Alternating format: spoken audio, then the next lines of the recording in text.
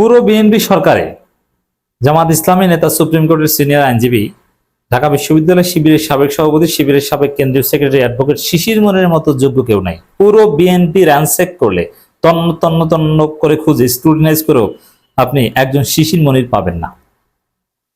শিশির মনির বাংলাদেশে one piece, এবং he is Jamaat Islami. দর্শক, শিশির মনির এক একটা কাণ্ড ঘটাচ্ছেন, বিএনপি কলেজে পুড়ে যাচ্ছে। এই জন্য দেখবেন যে আওয়ামী লীগের লোকজন আর ভারতের দালালরা শিশির মনির নাম শুনলেই ভয় পায়। বাংলাদেশে এসে ঢাকায় আমার কিছু অভিজ্ঞতা হয়েছে, যে অনেকেই দেখছি যে ঢাকায় দেখবেন যে উবার চালায়, উবার পাঠাও, রাইড শেয়ার করে। আওয়ামী লীগের লোকজন, যারা গ্রামে যারা ছাত্রলীগ করতো, যুবলীগ করতো, এরা অনেকে এসে এখন ঢাকায় পাঠাও, উবার চালায়, কারণ তাদের বাইক ছিল, ওইটা দিয়ে জীবিকা নির্বাহ করে। এটা ভালো। আবার গ্রামে ঝুঁকি আছে। এদের নানান জনের সাথে নানান কারণে কথাবার্তা বলার সুযোগ হয়েছে। তো এরা অনেকে কিন্তু জামাত সাজে। কেউ কেউ বলে যে না, জামাত ভালো, কারণ জামাত যেহেতু আওয়ামী লীগের উপর কোনো নির্যাতন করেনি, তাদের বিরুদ্ধে মিথ্যা মামলা দেয়নি। অনেকে বলে যে জামাত ভালো, কিন্তু তাদের রক্তে এবার আওয়ামী লীগ। জামাত ভালো, কিন্তু শিশির মনির ভালো না। এবং বিএনপির মধ্যে দেখবেন যে যারা অরিজিনাল জিয়া রহমান, খালেদা জিয়া পন্থী বিএনপি, শিশির মনির ক্ষেত্রে তাদের কোনো আপত্তি নেই, কিন্তু যারা ভারতপন্থী বিএনপি, তাদের কাছে না, জামাত ভালো কিন্তু শিশির মনির ভালো না। তা আমি এটা নিয়ে একটু গবেষণা করলাম যে ব্যাপারটা কি।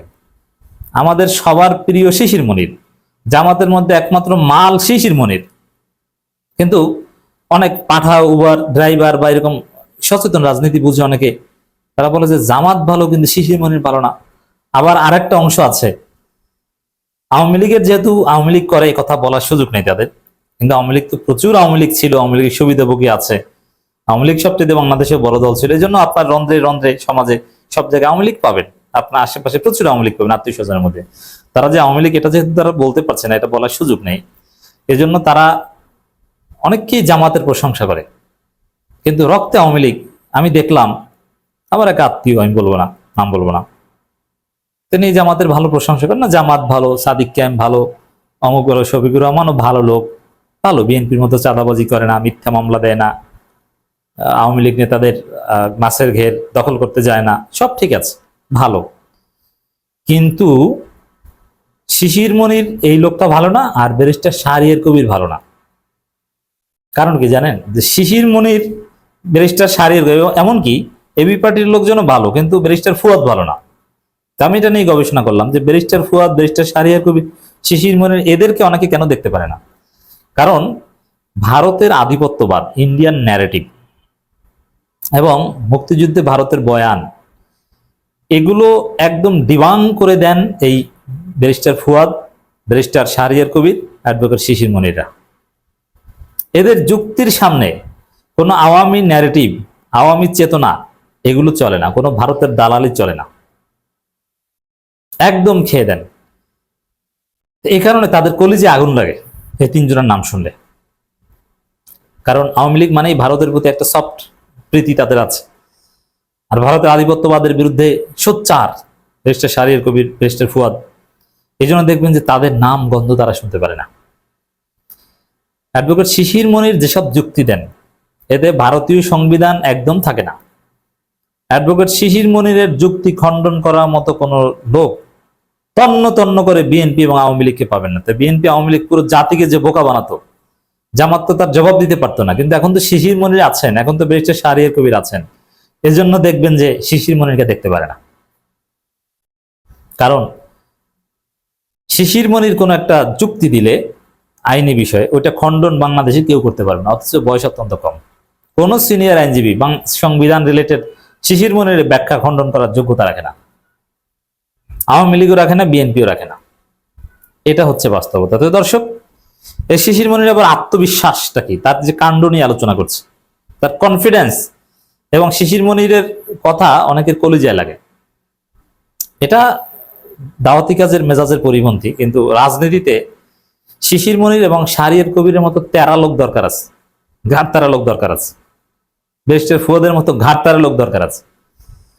এবং ইসলামের শিক্ষা এটাই, যে ইসলামে কেউ থাকবে আরহামু উম্মতি আবু বকর, কেউ থাকবে আসাদ্দাহুম বিআমরিল্লাহি ওমর। দেখবেন যে অনেক ইহুদি খ্রিস্টান আবু বকরকে পছন্দ করত, কারণ সে এমনিতে পিওর ইসলামিস্ট হলেও সে অতটা যে কথায় কথায় থাপ্পড় লাগাই দিবে, লাথি দিয়ে ফেলে দিবে, এরকম তো অ্যাটলিস্ট না। এমনিতে তো উল্টোপাল্টা ষড়যন্ত্র করলেও জায়গা মতো থাপ্পড়ায় দাঁত ফালাই দিবে, এরকম আবু বকর না, এরকম ওসমান না।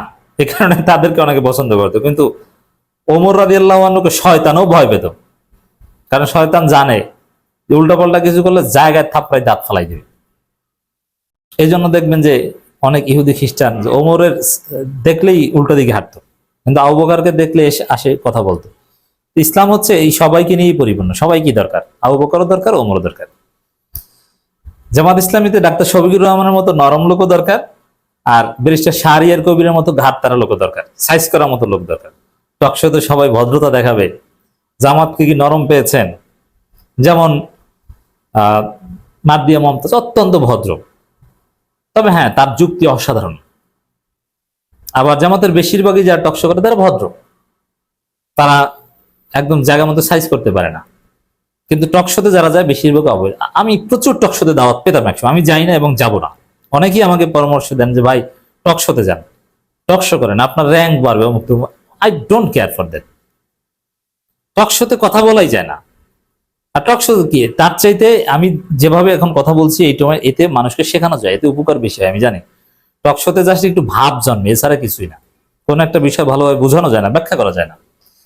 এবং টকশোতে উদ্দেশ্যই তাকে কিভাবে প্রতিপক্ষকে পরাজিত করতে হবে, কিভাবে নিজেকে ডিফেন্ড করতে হবে। এখন জামাতকে টকশোতে নরম পেয়েছে, মাদিয়া মমতাজ নরম, যারা টকশোতে যাবে কি ভদ্র মানুষ। কিন্তু ব্যারিস্টার শাহরিয়ার কবিরের সাথে চালাকি করেন, আপনার চালাকি খাওয়াই দেবে। আপনার উত্তেজনা, ঝগড়া, ফাজলামি একদম আপনাকে খাওয়াই দেবে ব্যারিস্টার শাহরিয়ার কবির। এরপরে শিশির মনিরও সেম। শিশির মনির হয়তো বা উত্তেজিত হন না, কিন্তু যুক্তিতে আপনি পারবেন না। আল মামুন রাসেল অসাধারণ টকশো করেন। তো সবাই একরকমের হবে না। তো শিশির মনির একটা কথা বলেছেন, সংবিধান সংস্কারে সরকারি দলের জ্ঞানের ঘাটতি আছে, এবং সালাউদ্দিন আহমেদ ভালো স্টুডেন্ট ছিলেন না, পড়াশোনা করেন নাই, ফাঁকিবাজি করছেন। এই যে কথাগুলো, এগুলো ওদের কলেজে আগুন ধরে। তো শিশির মনির ওদের কলেজে আগুন ধরিয়ে দেওয়ার মতো কথা বলতে পারেন এবং বলেন, তারপরে চুপচাপ।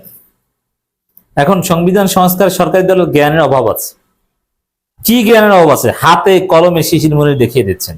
সালাউদ্দিন আহমেদ ঠিক মতো পড়াশোনা করেন না, এই কারণে অনেক কিছু বোঝেন না। এই যে শিশির মনিরের যুক্তি, এগুলো খণ্ডন দেখেছেন বিএনপির পক্ষ থেকে? বাস্তব কথা হচ্ছে শিশির মনিরের যুক্তি বিএনপি আওয়ামী লীগের কেউ খণ্ডন করতে পারে না। এজন্যই শিশির মনিরের মতো যোগ্য লোক বিএনপি সরকারে নেই, পুরো বিএনপিতে নেই, আওয়ামী লীগে নেই। শিশির মনির বাংলাদেশে ওয়ান পিস। হয়তো ব্যারিস্টার মওদুদরা ছিল, আর শিশির মনির সবচেয়ে বড় শক্তি তিনি সত্যের পক্ষে। সত্যের পক্ষে, এটি তার সবচেয়ে বড় যোগ্য। তবে সত্যের পক্ষে থাকতে, টিকে থাকতে যোগ্যতা লাগে, এই যোগ্যতা শিশির মনির আছে। আর আওয়ামী লীগ বিএনপিতে অনেক যোগ্য লোক আছে, কিন্তু তারা সত্যের পক্ষে নয় বলে শিশির মনির সাথে তারা পেরে ওঠে না।